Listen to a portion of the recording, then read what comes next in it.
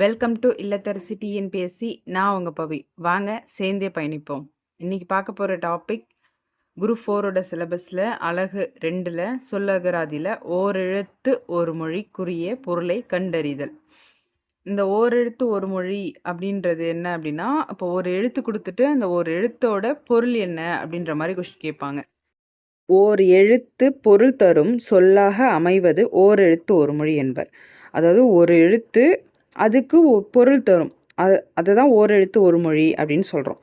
நன்னூல் என்னும் இலக்கண நூலை எழுதிய பவணந்தி முனிவர் தமிழில் 42 ஓரெழுத்து ஒரு மொழி உள்ளன என குறிப்பிட்டுள்ளார். அதாவது ஓரெழுத்து ஒரு மொழி எத்தனை இருக்குது அப்படின்னு கேட்டால் 42 அப்படின்னு பவணந்தி முனிவர் இலக்கண நூலான நன்னூலில் குறிப்பிட்டிருக்காரு. ஆனால் 42 தான் இருக்கான்னு கேட்டால் இல்லை, அதை தாண்டி நிறைய இருக்குது. நமக்கு கொடுத்துருக்கிறது புக்கில் 42 தான். இப்போ இந்த 42 கொஷின் தான் வருமா அப்படின்னு கேட்டால் 42ம் வரும், அவுட் ஆஃப் ஸோவும் வரும். ஏன்னா போன வருஷம் குரூப் 2ல் பொறுத்துகளை கேட்டிருந்தாங்க, அவுனா என்ன அப்படின்ட்டு. பின்னாடி அது பார்ப்போம்.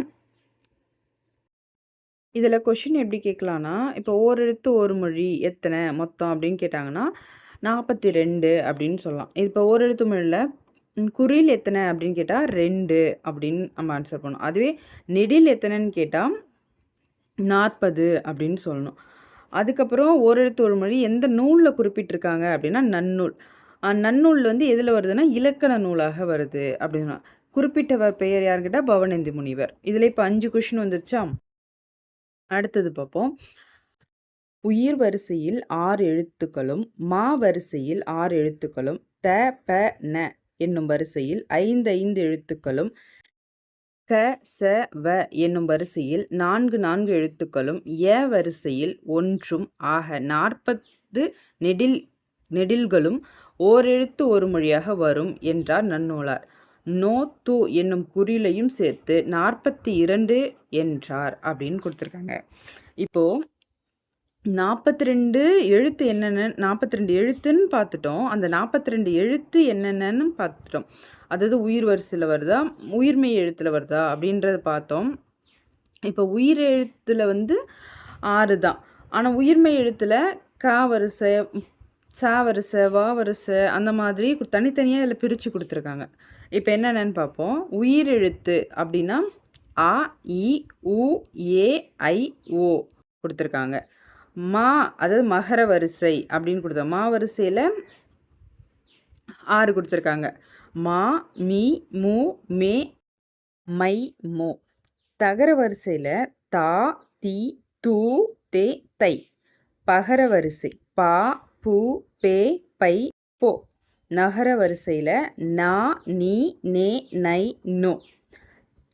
ககர வரிசையில் கா கு கை கோ. சகர வரிசையில் சா சி சே சோ. வகர வரிசையில் வா வி வை வௌ. எகர வரிசையில் யா குறில் எழுத்து. நோ து. இப்போது இந்த உயிரெழுத்து மகர வரிசை தகர வரிசையில் என்னென்னு கொடுத்துட்டாங்க. இப்போ இந்த ஒரு எழுத்துக்கும் என்னென்ன வரும் அப்படின்றத பார்ப்போம். இப்போ ஆ அப்படின்னா பசு அப்படின்னு, ஈ அப்படின்னா கொடு, ஈ. இதை எப்படி ஷார்ட்கட்டாகவும் ஞாபகம் வச்சுக்கலாம். இதை இந்த வீடியோலாம் நம்ம படித்து இதை மனப்பாடம் பண்ணியே ஆகணும் அப்படிலாம் இல்லை.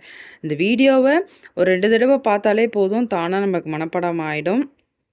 அதுக்கு நம்மளுக்கு புரிஞ்ச மாதிரி விஷயத்தில் ஷார்ட்கட்டாகவும் ஞாபகம் வச்சுக்கலாம். இப்போ ஈனான கொடு அப்படின்னு கொடுத்துருக்காங்க. இப்போ உங்கள் அண்ணன் தங்கச்சிட்ட ஏதாச்சும் மோஸ்ட்லி சண்டை தான் போட்டுட்ருப்போம். அதே நம்மளுக்கு ஏதாச்சும் ஒரு காரியம் ஆகணும் வேணும் அப்படின்னா என்ன பண்ணுவோம், ஈன்னு பல்ல காமிச்சு நிற்போம். உடனே அவங்க கொடுத்துருவாங்க.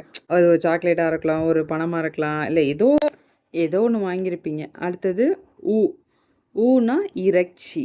இப்போது நான்வெஜ்ஜி அப்படின்னு சொன்னாலே அப்படியே நம்ம நாக்கில் ஒரு மாதிரி எரிச்சி ஊரில் அப்படின்ட்டு அந்த மாதிரி ஊனா இறைச்சி. ஏ அப்படின்னா அம்பு. மோஸ்ட்லி தெரிஞ்சிருக்க வாய்ப்பு உண்டு. ஏனா ஏகலன்னா அம்பு, அம்பு எய்பவன் அப்படின்ற மாதிரி. ஐ அப்படின்னா தலைவன். ஐ அப்படின்றது ஒன்று தான் இருக்குது இல்லையா? அந்த ஒன்று யாருன்னா தலைவன். அதுக்கு ஓ மதுகு நீர் தாங்கும் பலகை. இதில் ரொம்ப கஷ்டமானது மனப்பாடம் பண்ணணும் அப்படின்னா இந்த ஒரு இதை சொல்லுவேன் நான். ஏன்னா ஓன்றது மதுகு நீர் தாங்கும் பலகை. 7வது கா. கானா சோலை.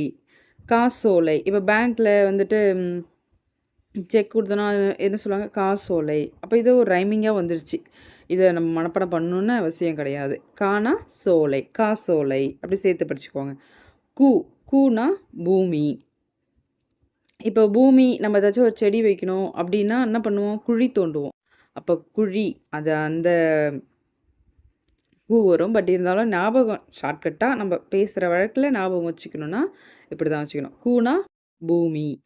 கை. கை அப்படின்னா ஒழுக்கம். உன் கை சுத்தமாக இருந்தால் தான் அடுத்தவங்கள பற்றி பேசணும் அப்படின்ற மாதிரிலாம் இங்கே சில பேர் பேசுவாங்க இல்லையா? அப்போது கைனா என்ன? ஒழுக்கம். அடுத்தது 10வது கோனா அரசன். நம்ம சின்ன பிள்ளையிலேருந்து படிச்சுட்டு வந்தது இதுதான் மறக்காமல் இருக்கும்னு நினைக்கிறேன் எல்லாருக்கும். கோனா அரசன். 11வது சானா இறந்து போ அப்படின்னு. இப்போ சானா இப்போ ஞாபகம் வச்சுக்கிறது எப்படி வச்சுக்கலாம்? சானா சாவுதல்.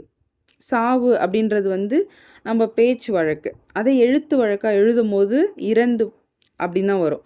அப்போது அப்படின்னா சாவுதல். அப்போ எழுத்து வழக்காக அங்கே கனெக்ட் பண்ணும்போது நம்மளுக்கு மைண்டுக்கு என்ன வரணும்? இறந்து போ அப்படின்னு. 12வது என்ன?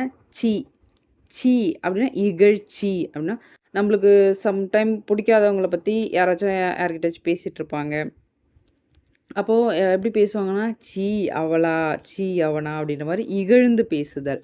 அதுதான் இகழ்ச்சி. 13 சே அப்படின்னா என்ன? உயர்வு. இப்போது இதை எப்படி நம்ம வச்சுக்கலான்னா எல்லாரும் சேர்ந்து ஒரு நல்ல விஷயத்தை செய்யும் போது ஒரு உயர்வு கிடைக்கும் இல்லையா? உயர்வான பதவி இல்லை ஒரு உயர்ந்த இடத்துக்கு போகிறது, எல்லோரும் சேர்ந்து ஹெல்ப் பண்ணால் அது இப்போ அப்படின்னா உயர்வு. சேர்ந்து அப்படின்ற மாதிரி உயர்வு அப்படின்ற மாதிரி ஞாபகம் வச்சுக்கோம். 14வதுன்னா சோனா மதில். மதில். இதுக்கு எப்படி ஞாபகம் வச்சுக்கலான்னா மோஸ்ட்லி நம்ம ஊர் பக்கம்லாம் என்ன பண்ணுவாங்கன்னா சோம்பேறியாக இருக்கிறவங்கெல்லாம் மதிலில் தான் உட்காந்துருப்பாங்க. இது சும்மா வீடியோக்காக சொல்கிறது, யாரும் தப்படுத்துக்க வேண்டாம். அதுக்கப்புறம் 15 தானா கொடு. மோஸ்ட்லி தானா கொடு அது நம்மளுக்கு தெரிஞ்சது தான். 16 தீனா நெருப்பு. 17வது தூனா தூய்மை. தூக்கு தூவே வந்துருச்சு. இதில் ரொம்ப கன்ஃபியூஷன் பண்ணிக்க வேண்டாம். 18 தேனா கடவுள். இது எப்படி ஞாபகம் வச்சுக்கலான்னா தெய்வம், தேவர்கள். தெய்வத்துக்கு ஒத்த கொம்பு வரும், பட் தேவர்களுக்கு 2 கொம்பு அந்த மாதிரி. தெய்வம் தேவர்கள் அப்படின்னாலே என்ன? கடவுள் அப்படின்னு ஞாபகம் வச்சுக்கணும். 19வது தைத்தல். தையல் தைத்தல் அந்த மாதிரி ஞாபகம் வச்சுக்கணும்.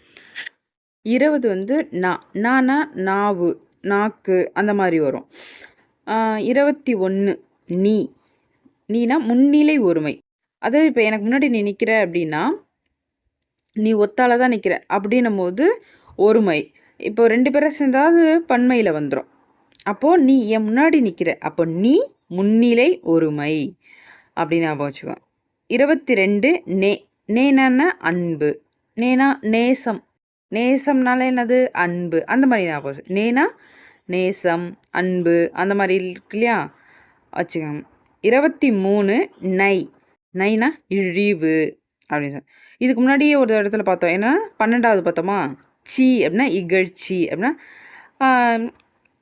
ஒருத்தவங்களை பற்றி தப்பாக பேசுகிறது. அதே மாதிரி தான் இங்கே நைனா நைந்து பேசுதல் அப்படின்ற மாதிரி சொல்லுவாங்க இல்லையா? அது இங்கேயும் இழிவு. அதுக்கப்புறம் 24வது நோனா வறுமை. மணி இல்லைங்க, துட்டு இல்லைங்க அந்த மாதிரி. நோனா வறுமை. வறுமையில் இருக்கும் அப்படி சொல்கிறோம்ல, என்கிட்ட பணம் இல்லை. 25 பானா பாடல். 26 பூனா மலர். 27 அப்படின்னா மேகம். இப்போது மேகம் அப்படி இதை எப்படி ஞாபகம் வச்சுக்கலான்னா மழை பெஞ்சுதுங்க. இந்த மேகம் கருப்பாக அப்படின்னு சொல்லுவோம் இல்லையா? அந்த மாதிரி ஞாபகம் வச்சுக்கலாம். இப்போ மேகம் அப்படின்னும் போது மழை பெஞ்சுது. மழை வந்தால் மேகம். 28 பைனா இளமை. பையன் எப்படி இருப்பான்? இளமையாக இருப்பான். 29 போ செல் போ செல். இதெல்லாம் ரொம்ப சின்ன சின்ன விஷயம் தான். இது நம்மளே ஞாபகம் வச்சுக்கலாம். 30வது மா மானா மாமரம். மா பலா வாழை அப்படி சொல்லுவாங்களா முக்கணிகளை. அதில் மா பலா வாழை. மானா என்ன மாமரத்தை தான் மெயின் பண்ணும். அதுக்கப்புறம் 31 மீ மீனா வான்.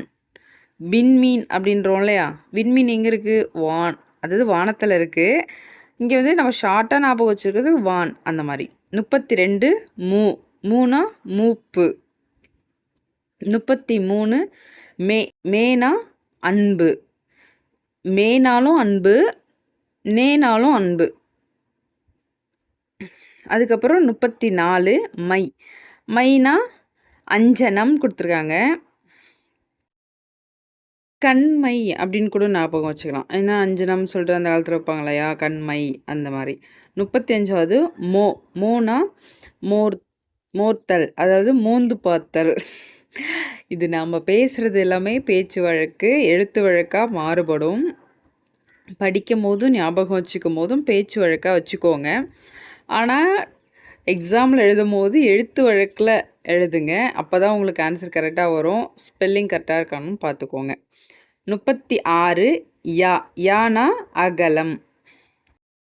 37 வா வானா அழைத்தல். இப்போ வீட்டுக்கு யாராச்சும் வந்தால் நம்ம அழைக்கிறோம், அவங்கள வாங்க அப்படி சொல்கிறோம் இல்லையா, அப்போ அதுக்கு பேர் மரியாதையாக அழைத்தல். அதுக்கப்புறம் 38 வீணா மலர். மலர் அதுக்கு முன்னாடி பூனாலும் மலர்னு பார்த்துருப்போம். ஏன்னா மலரின் 7 நிலை தான் அரும்பு, மொட்டு, முகை, அலர், மலர், வி, செம்மல்னு வரும்.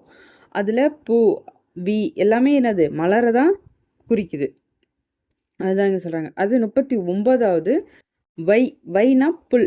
இப்போ மாட்டுக்கு புல் வைக்கோல் வை அப்படின்னு சொல்கிறோம் இல்லையா, அப்போது வைனா புல் அப்படின்னு ஞாபகம் வச்சுக்கோங்க.